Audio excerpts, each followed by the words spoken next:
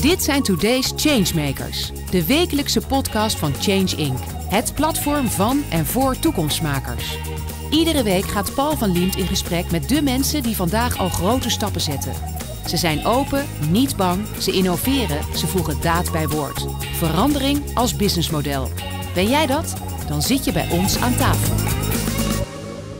Thaddeus Anim-Somuah is bevlogen bestuurslid bij de jongerenafdeling van de World Energy Council met een hoofdkantoor in Londen.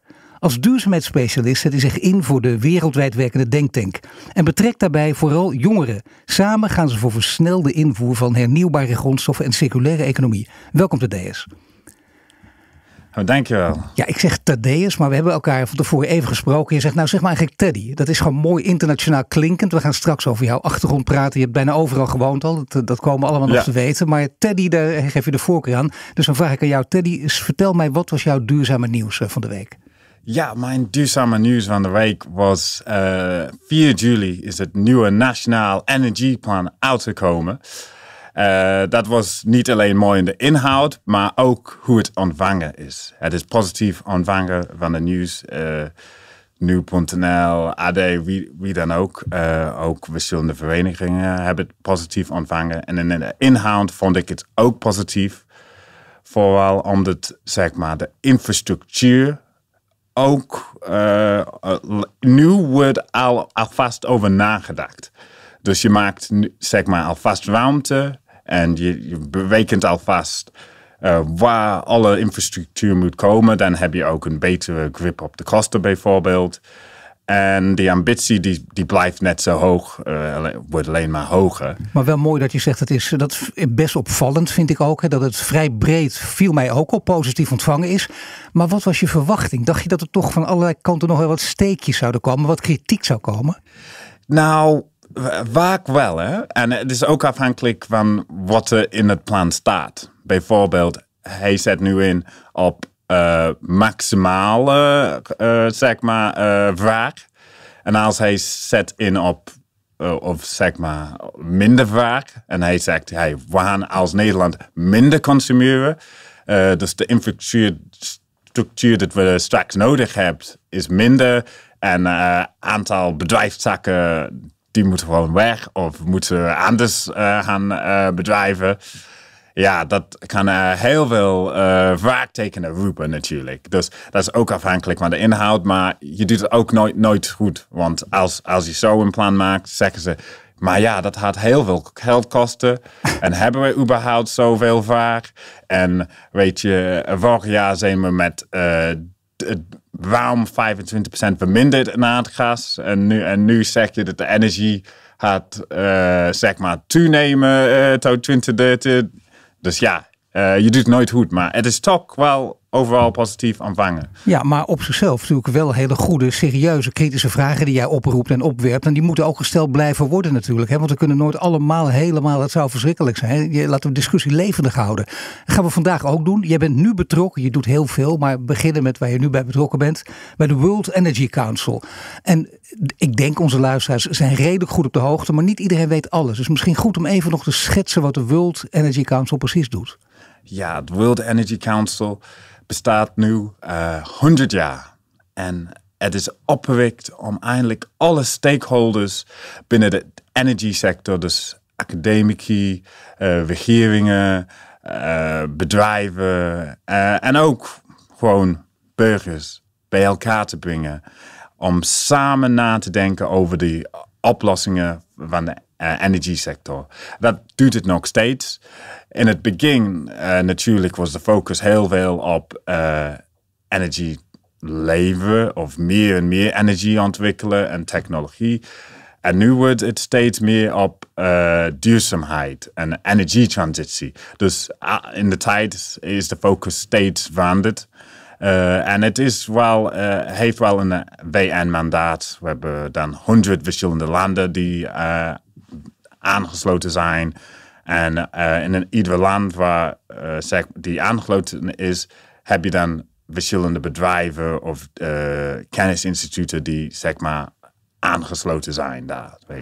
Tuurlijk, maar je zegt technologie, dat is wel interessant. Dat speelde begrijpelijk ook een heel grote rol in die beginjaren.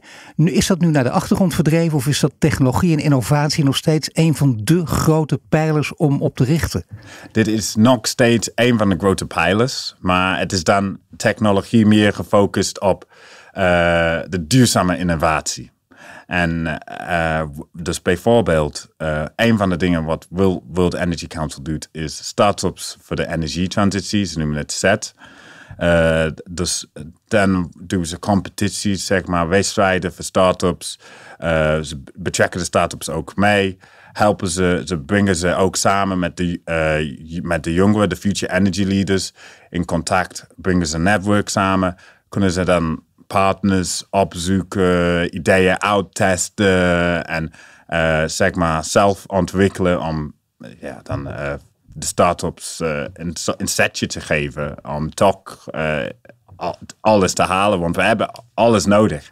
Nee, maar het is heel belangrijk inderdaad dat je dit onderscheid maakt, gericht op duurzame innovatie, want je kunt technologie op allerlei manieren inzetten, maar het is duidelijk wel in deze richting en bovendien, dat is een richting waar ook, daar gaat het ook altijd over, ook wel degelijk geld mee te verdienen is, dat je weer in die transitie kunt stoppen. Ja, absoluut. En dat is ook iets waar ik voor sta. Positiviteit.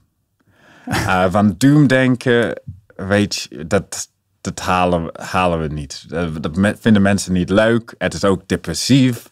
Ja. Maar van positiviteit, schouders eronder zetten, kijken naar de mogelijkheden.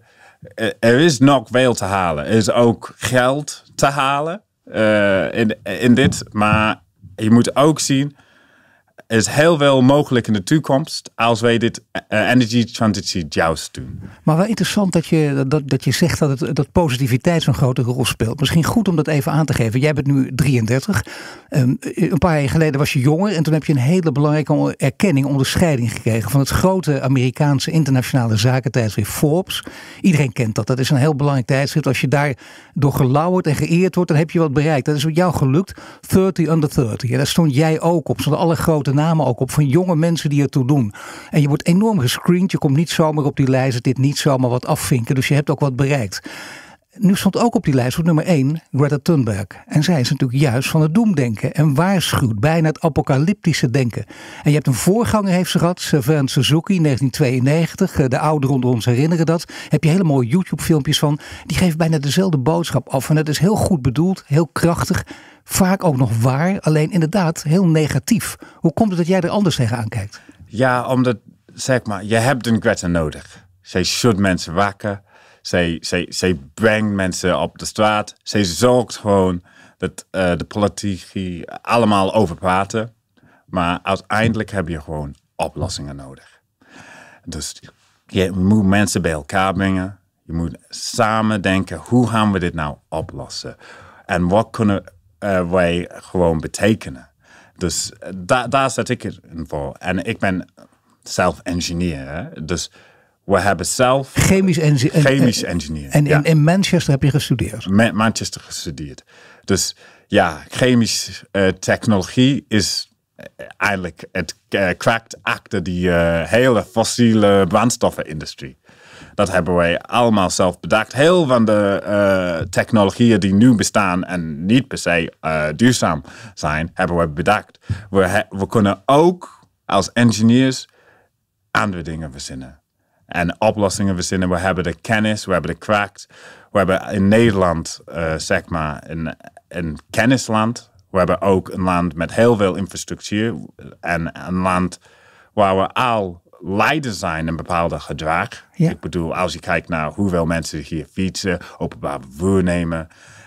Dat hebben wij, daar zijn we al leiders in. Dus als Nederland en ook als engineers binnen Nederland kunnen we heel veel doen. En daar wil ik me voor inzetten. En ik denk, ja, als je de mensen meeneemt en zegt, hey, doe even je zegje over. Laten we even, niet zuren, maar gewoon kijken, ja, wat is nou het probleem? En als we dit doen, loopt het erop, of dit doen, of moet een combinatie van alles, of ja, en hoe kunnen we samen elkaar helpen om toch daaruit te komen? En de toekomst wordt misschien nog mooier als nu. Dus. Nou ja, het is een beetje mooi dat je dit zegt. Want in zekere zin zijn wij ooit ook gestart een paar jaar geleden met Today's Changemakers. Om te kijken naar wat is er allemaal mogelijk? Wat voor mogelijkheden liggen daar? En daar gaan we natuurlijk heel kritisch naar kijken. We nemen niet alles voor zoete koek aan. Maar mensen die we uitnodigen, daarvan hebben we al gedacht. Die hebben wat in hun mars. Die willen wat vertellen. En het gaat steeds meer opvallen. Je hoort ook, die ken je ook allemaal, alle klimaatpsychologen die ook zeggen, pas op. Met name juist bij de jonge generatie komt die boodschap heel vervelend aan. We zijn nu wel wakker geschud, maar het is niet effectief. Dus alsjeblieft probeer constructieve oplossingen te zoeken. En dan weet je dat je altijd ook hier kritiek kunt krijgen. Want ja, chemische technologie, dat is jouw wereld. Maar ja, de chemische industrie is een hele fossiele wereld. Dat is nauw aan elkaar verbonden. De VNCI, de grote organisatie in Nederland, die ken je natuurlijk ook. Ja. En je weet wat de achtergronden daarvan zijn. Hoe verhoud jij je in dat beeld? Want kun je met andere woorden 100% zuiver zijn? Want de echte critici die verlangen dat altijd van je. Ja, absoluut. Ik probeer zelf gewoon onafhankelijk te zijn. Onafhankelijk in mijn rol in World Energy Council. Dus dan denk ik niet over mijn taak bij Philips. Denk ik ook niet over... vroeger werkte ik bij een chemiebedrijf. Croda. Denk ik ook niet daarover. Maar denk ik gewoon over die oplossing... En de problemen en de uitdagingen die we dan hebben. Maar mag je toch in de reden vallen? Want mensen beginnen natuurlijk, en ook kritische journalisten beginnen natuurlijk wel over Croda en die beginnen over Philips. En dan kun je bij Philips over apneu beginnen. Dat is heel negatief. Maar er zijn ook hele goede ontwikkelingen bij Philips. Hè? Bijvoorbeeld in blijven zetten op health en gezondheid. Bijvoorbeeld in Afrika. Daar worden hele goede dingen gedaan. Dus ja, je bent nooit 100% zuiver. Dat is het moeilijke. Er vallen altijd wel gaten in te schieten. Wat zeg je tegen mensen die alleen maar daar gaten in willen schieten en kritisch blijven? Nou, ik zeg zelf, wat doe je er zelf aan? Want weet je, ik zeg voor mezelf, be the change. Dat doe ik. Dus in mijn dagelijkse leven probeer ik verandering in te brengen. En ik zag ook een gaatje. Ik dacht, ja, het is niet genoeg alleen in mijn dagelijkse leven. Dus op een gegeven moment, eind 2019, heb ik met een vriend van mij een brandbrief geschreven naar Ursula von der Leyen en Frans Timmermans, die ook in de Volkskrant stond bijvoorbeeld. Heb ik daarna zeg maar discussies gehad met de Europese Commissie. Heb ik daarna ook zeg maar aangesloten bij World Energy Council. Dus ik zorg gewoon dat ik acties neem om dingen te veranderen. Wat doe jij? En het kern is dit. Het gaat niet om woorden, het gaat om daden. En één ding wat Paul Polman vaak zegt is: your values only count when they're tested. Weet je, dus ben je bereid om meer te betalen voor duurzaamheid? Ben je bereid om iets op te geven voor duurzaamheid? Ben je bereid om zeg maar meer ongemak te hebben voor duurzaamheid? Ja, neem dan een openbaar vervoer. Duurt iets langer. Het is iets meer ongemakkelijk. Eet minder vlees. Natuurlijk ook iets ongemakkelijks. Of zeg je dat je toch een reis wil maken. Wil je dan zeg maar compenseren op een of andere manier. Of wil je zeg maar een iets duurdere product kopen wat wel duurzaam is. En zo kan je in je dagelijkse leven verandering inbrengen. Ook als je in je projecten op het werk denkt, hey, hoe kan ik dit duurzaam maken? Dat is de verandering wat je kan brengen. Dus ik daag mensen uit, hey, wat doe je zelf aan? Hoe kunnen wij problemen samen oplossen? En laten we niet alleen kritiek geven, maar laten we gewoon kijken, constructief, actie. En alle kleine stappen die tellen en allemaal erbij en die maken iets groots. Ik snap het, maar je weet dat er ook heel veel mensen zeggen wat jij zegt is heel belangrijk. Goed dat je Paul Polman aanhaalt, die heel erg nadruk legt op Rob van Tulder, die spreken we ook hier heel vaak natuurlijk. Hoogleraar die een fantastisch dik boek heeft geschreven van 1000 pagina's nu, waarin zijn ideeën over de Sustainable Development Goals staan en hoe je die kunt bereiken en hoe belangrijk die zijn. En daar gaat het ook steeds over, doe iets. En niet alleen maar praten, maar doe het ook. Daar staat tegenover de mensen die zeggen, het gaat om de systemen. Het gaat om de systeemverandering, wat wat jij of wat ik doe, dat doet er eigenlijk niet zo toe. Wij kunnen gewoon doen wat we willen, maar het systeem moet veranderen. Daar ligt het aan. Wat zeg je tegen die mensen? Het ligt aan allebei. We moeten allemaal iets. Want ja, het is een kip-en-ei verhaal. Hè? De consument zegt, ja, het ligt niet aan mij. Die stromen bij mij thuis is niet groen. Dat moet even energieleverancier doen. Maar als er echt heel veel vraag is voor duurzame producten, en dan is er geld te winnen voor bedrijven, dan gaan de bedrijven zichzelf aanpassen. Zo werkt het altijd, want bedrijven willen geld maken. Als de bedrijven gedwongen worden door de regering, gaan ze ook aanpassen, want ze moeten de wet volgen. Maar je weet je, de regering die wordt ook weer gekozen door de mensen. En als, weet je, dus het is een cirkeltje. Iedereen moet zijn steentje bijdragen. En voor bedrijven, ja, dit is ook een kans om de leiding te nemen. Want als je als eerste in de markt bent, heb je altijd voordeel. Dus als jij zegt, ik wil dan mezelf apart zetten door duurzaamheid, kan jij dan een naam krijgen, kan jij dan meer marktaandeel krijgen voor de duurzaamheid. En de mensen die dat laten doen, die krijgen van, ja, je hebt het alleen maar gedaan omdat het moest, weet je. Nee, maar ik zie, jij bent duidelijk laten we zeggen, een vertegenwoordiger van de boodschap van hoop. Dat vind je belangrijk. Dat is nog belangrijker dan optimisme, want dat is soms misschien wel naïef, maar hoop is nog belangrijker en groter. Paul Polman zegt dat ook. Die gebruikt met nadruk altijd het woord hoop. Maar je ziet ook hoe moeilijk Paul Polman het heeft gehad. Want hij is koploper en je ziet daarna wat er met Unilever gebeurde. Het is niet helemaal teruggevallen. Hij heeft veel bereikt. Maar het is niet alles goed gegaan. En mensen die geen koploper zijn, die jouw verhaal nu ook aanhoren, die denken, nou ja, wacht even, Thaddeus heeft gelijk. Teddy Magis heeft gelijk. Maar ik kijk toch even de kat uit de boom. Hoe kun je die mensen actiever maken en meer lef geven? Ja, dat wel. Ja, je moet ze ook verbinden. Kansen geven om mee te doen. Dus kansen geven om mee te praten. Dat is ook iets wat wij destijds aan het EU-commissie hebben gezegd. Niet alleen met de politici praten, maar ook met de burgers aan praten. Ook wel bewustzijnprogramma's doen met de burgers. Energy literacy noemen we ze dat. Ja. Hebben ze toch opgenomen. En bijvoorbeeld zaterdag 15 juli had Frans Timmermans in Maastricht praten met de burgers. En ook de kennis van mij die destijds het brandbrief aan Frans Timmermans heeft gestuurd samen met mij. Die maakt dan faciliteren de discussie. Dus dat hebben ze allemaal opgenomen. Dus je moet ze ook de kansen geven om mee te doen. Je moet ze ook uitleggen, hoe kan je dan iets bijdragen. En je moet het ook niet te moeilijk maken. Dus je moet ook de infrastructuur vanuit een overheidsperspectief, ook de infrastructuur voor het gedrag. En niet alleen de technische infrastructuur geven. Tuurlijk, maar dan nog, dat verhaal begrijp ik zeker. En het is ook het verhaal van jou is ook van niet wegkijken. Vooral niet alleen maar naar elkaar wijzen en dus op je handen blijven zitten. En dat als excuus gebruiken.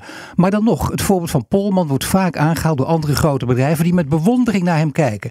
En die toch zeggen, maar het is niet allemaal goed gegaan. Dus waarom zouden wij koploper zijn? En hoe kun je tegen die mensen zeggen die aarzelen, wordt het toch maar, want uiteindelijk betaalt het zich uit voor je? Ja, wel, weet je, ik doe het niet voor het planeet. Dat zeg ik. Ik doe het voor de mensheid. En voor mij is het een morele plicht. De planeet, de aarde, die redt zich wel. Met of zonder ons. Die blijft gewoon bestaan. Ja, maar die bestaat nu ook. Dat is goed dat je dat even zegt ook. Ja, dat wordt vaak vergeten. Voor de planeet, nee, de mensheid is wel belangrijk. Ja, dus het gaat om ons. Als we geld willen maken, als we nog steeds meer geld willen maken, meer groei moeten maken, moeten we ook snappen dat het anders zou moeten. En als je kijkt in wat nu ESG is, het gaat allemaal over risico's. Want er bestaat gewoon een risico, de leefbare omgeving van de mensheid, dat wordt minder door wat jij doet als bedrijf. Dus bijvoorbeeld environmental profit and loss is nu ook een grote ding. Waar mensen kijken, nou, het schade wat jij als bedrijf doet aan het milieu, hoeveel zou dat nou kosten als het echt in rekening wordt gebracht? En het winst dat je maakt, nou, hoe vergelijkt dat met elkaar? En als we toch straks allemaal belasting gaan opzetten, als we zien dat prijzen door energietekort of wat dan ook door de lint gaan, zoals vorig jaar, crisis, maar dit zie je allemaal aankomen. Dit kan gewoon gebeuren, omdat je zeg maar nog niet ver genoeg zijn in de transitie. En vorig jaar hebben wij een heel mooi voorbeeld van hoe we dan weer gereageerd hebben. We hebben als land toch 25% minder aardgas gebruikt en zelfs ook 20% meer van hernieuwbare stroom gemaakt. En nu zag ik ook in Change Inc. Dat van het eerste halfjaar 2023 was het 50%.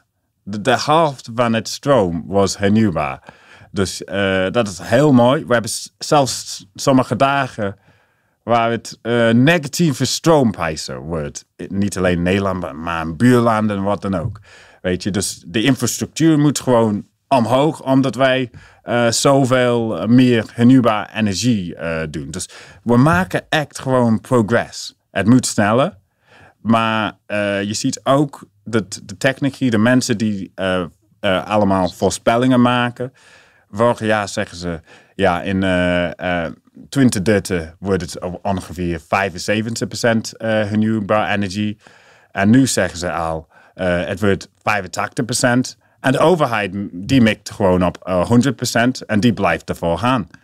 En ik ben van overtuigd dat het wordt gewoon 100% hernieuwbare stroom in 2030. Stroom in, maar waar baseer je dat op? Waarom ben jij ervan overtuigd?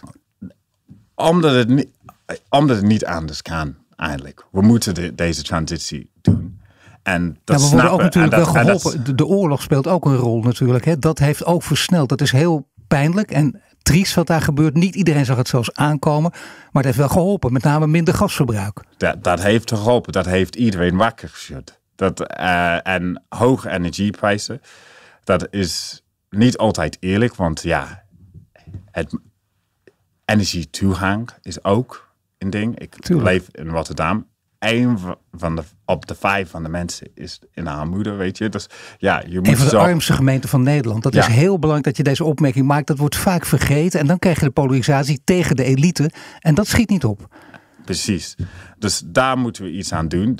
Dus alleen maar prijzen verhogen, dat is niet per se het manier om het te halen. Maar mensen zijn wakker geschud. Ze weten dat dit aankomt. Ze weten dat de stroomnet nu soms een probleem is. Er zijn mensen die bijvoorbeeld meer zonnepanelen bij kunnen doen, omdat de stroomnet het niet aan kan. Of ze hebben al eentje, maar ze kunnen de stroom niet terugleveren. Fiberbenet. Ja, precies. Dus dat weten ze allemaal. En je ziet ook in de nieuwe plannen die ze maken, dat ze ook nu inzetten op veel meer infrastructuur voor 2050. Dus ik zie allemaal heel veel progress, heel veel verandering in hoe mensen daarover nadenken. Ik zie ook binnen bedrijven dat ze ook gaan inzetten op duurzaamheid. En tenminste gaan ze over praten. Maar praten is het begin. Dan heb je het misschien over greenwashing. Dat was ook iets wat wij in onze brandbrief hebben gezet. En dat is ook iets wat wij als naar de Europese Commissie hebben gegeven als jongeren. En ze hebben nu ook een nieuwe greenwashing-wet ingenomen. Weet je, misinformatie. En er komt er nog eentje bij, youthwashing. Daar ben jij natuurlijk zelf ook heel scherp op. Want je bent niet voor niets in die 30 under 30 gekomen in Forbes. Dat is belangrijk. Ja. Ik zei al, je bent er zwaar voor gescreend en niet zomaar erop gekomen. Daar komt niemand zomaar op. Maar je wordt natuurlijk wel makkelijk ingezet. Kijk eens, een welbespraakte, hele slimme jongeren en die gaan wij gebruiken. Dat moet je ook niet hebben. Absoluut. En dat is ook wat Greta Thunberg zegt. Er zijn allerlei ministers die staan in de rij om met mij een foto te nemen. Maar als ik iets zeg, nemen ze mij niet serieus. Ja. En dat laat ik gewoon niet gebeuren. Weet je, je zit er ook zelf bij. Ik laat me niks meer stoppen. Ik blijf gewoon doorgaan. Nou, mensen horen dat van jou, maar ze zien jou niet. Ik moet zeggen, je kijkt er inderdaad heel zelfverzekerd bij. Dus dat geloof ik onmiddellijk. Nou heb je het steeds over niet de planeet redden, dat is heel interessant, maar de mensheid redden. En je weet waar je over praat. Je zegt je woont nu in Rotterdam. Maar even, ik heb het voor mezelf opgeschreven. Je bent geboren in Oekraïne, grootgebracht in Ghana, gestudeerd in Manchester dus. In Spanje ook gewoond met een Poolse vrouw, getrouwd. En nu ook nog Feyenoord-fan. Weet je, hoe kan het lopen gewoon? Dat is een hele mooie mix bij elkaar. Wel wil ik er even uitpikken, natuurlijk in Oekraïne geboren. Jij zei, je ouders zijn daar geboren. Die zijn daarna weer teruggegaan naar Ghana. Dat betekent wel dat die oorlog nog meer impact maakt, denk ik, op jou ook. En het gaat nu in deze tijd, de komende jaren, kunnen we zeggen, over 2 grote thema's. Klimaat en veiligheid. En die horen ook nadrukkelijk bij elkaar. Wat doet die oorlog in Oekraïne speciaal met jou extra, omdat je daar geboren bent? Ja, dus ik moet zeggen, mijn ouders hebben daar gestudeerd en zo, maar in het begin, voordat de oorlog begon, dacht ik niet over Oekraïne. Ik had daar een oom en een tante. Mijn oom was honorary consul, dat is een soort van ambassadeur van Ghana naar Oekraïne. Dus ik had gewoon neefjes daar en zo, maar ik dacht er niet over. Toen het uitbrak, weet je, dan ineens word ik heel gevoelig over. Maar weet je, ik ben ook iemand die iets moest doen. Dus ik ging destijds samen met JCI en andere verenigingen gewoon spullen verzamelen voor Oekraïne. En mijn werkgever, Quote destijds, die was ook, die begreep het helemaal. Weet je, die eerste dag toen het uitbrak, was ik ook alleen maar aan de lijn met mijn familie. Maar ik kreeg ze niet te pakken, omdat zeg maar de phone iedere keer uit te vallen is. Er was geen stroom erbij, ze waren in de kelder. Dan waren ze op weg. Ze wilden Polen in, maar ze konden niet in Polen. Ze worden teruggestuurd van Polen. En ik zat aan de andere zijde. Ik zat zelf in Polen en wekelijks dat ze worden opgevangen daar. En toen moesten ze naar Roemenië bijvoorbeeld met de bus. Ja, dat was een hele gedoe. Maar nu, zeg maar, is het iets meer... Het oorlog gaat door.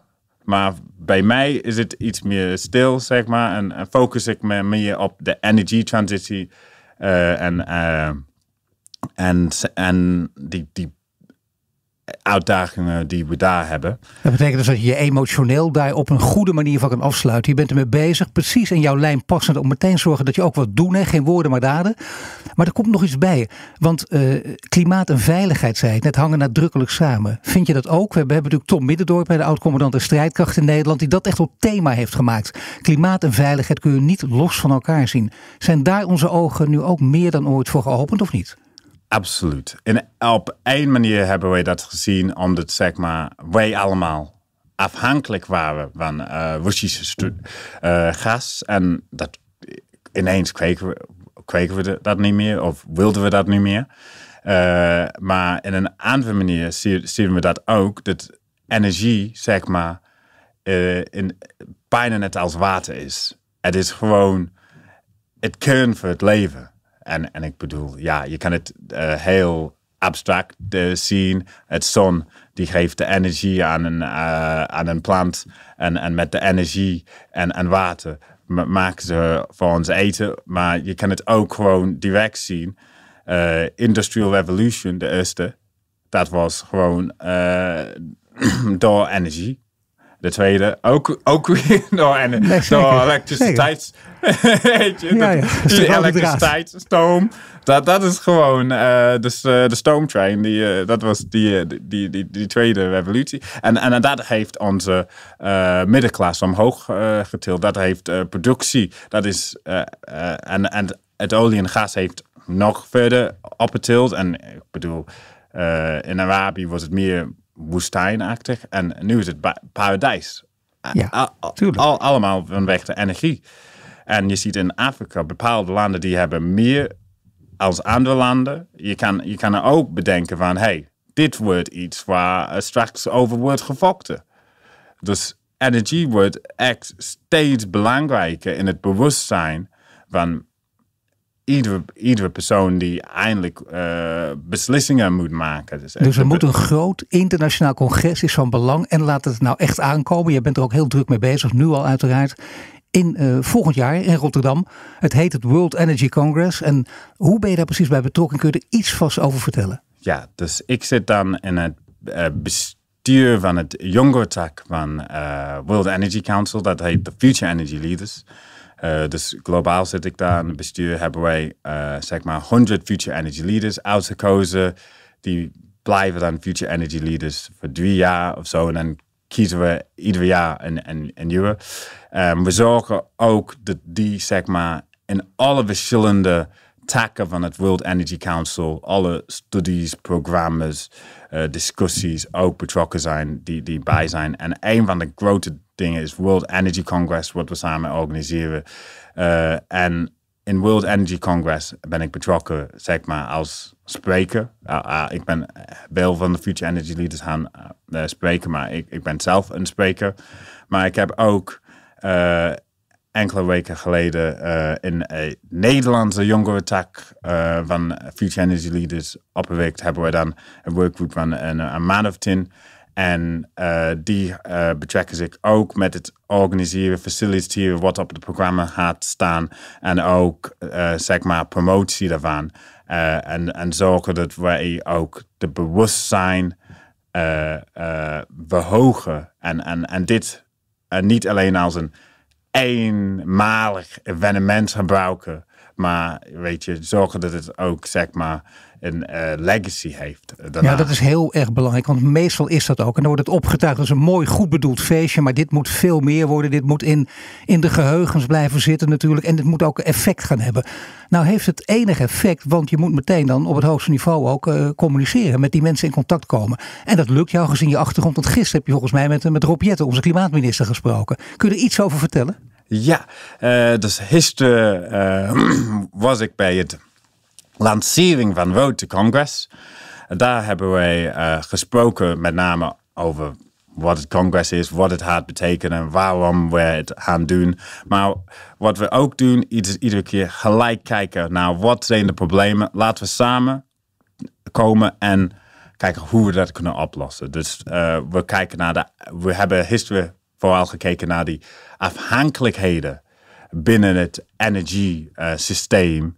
En hoe deze kritische afhankelijkheden afspelen, wat we daaraan moeten doen, waar we rekening mee moeten houden. En ik zat dan aan tafel met onder andere Rob Jetten, Maria van der Hoeven, ook het CEO van de World Energy Council daarbij was. En ook bijvoorbeeld iemand van PwC en van de EDF. En ik mocht dan als Future Energy Leader de discussie leiden. En zorgen dat wij toch op de vragen bleven, op de feiten bleven. En ook concrete uitkomsten En je hebt het idee dat ze dus, we hadden het in het begin van dit gesprek even over youthwashing, dat het daar geen sprake van was, dat ze ook wel duidelijk deze lijn kunnen en willen volgen die jij voorstaat. Absoluut. En ik kan zelf zeggen, gisteren was ik iets te beleefd, want op een gegeven moment Rob Jetten die keek naar mij en die zegt, nou ja, zeg wat je wil zeggen. Ja.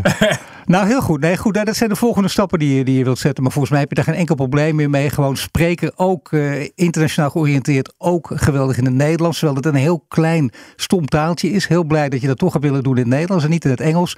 Ik dank je hartelijk voor dit gesprek, Teddy. En heel veel succes, met name volgend jaar. Want daar gaat het echt om spannen, denk ik. Je luistert naar een podcast van Change Inc. Mede mogelijk gemaakt door Ebbingen, Renewy en Vattenfall. Bedankt voor het luisteren naar de Today's Changemakers podcast. Een productie van Change Inc. gepresenteerd door Paul van Liemt. Ben of ken jij een changemaker? Meld je dan snel aan via onze Change Inc. website. Wil je dat meer mensen geïnspireerd worden? Deel de podcast dan op sociale media.